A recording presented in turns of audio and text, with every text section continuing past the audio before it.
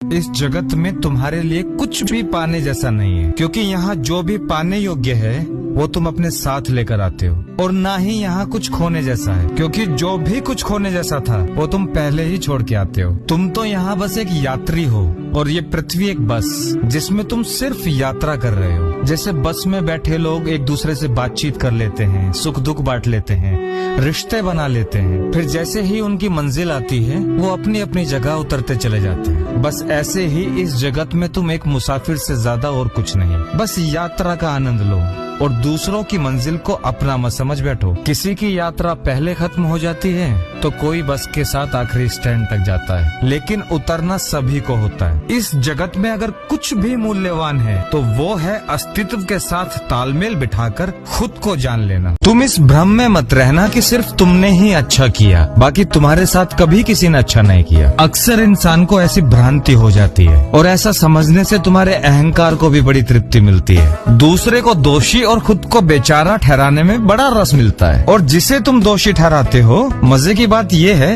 वो तुम्हें दोषी ठहराता है। दोनों ही गुड्डे गुड़िया के खेल में लगे होते हो। कब तक करोगे ऐसा?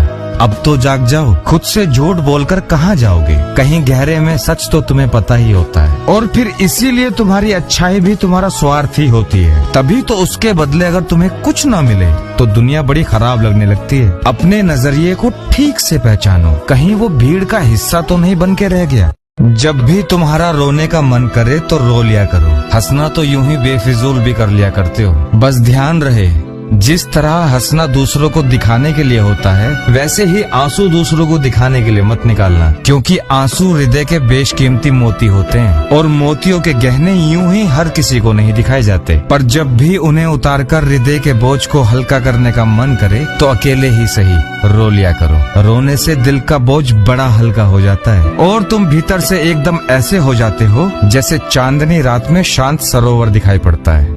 दोस्ती बड़ा प्यारा शब्द है।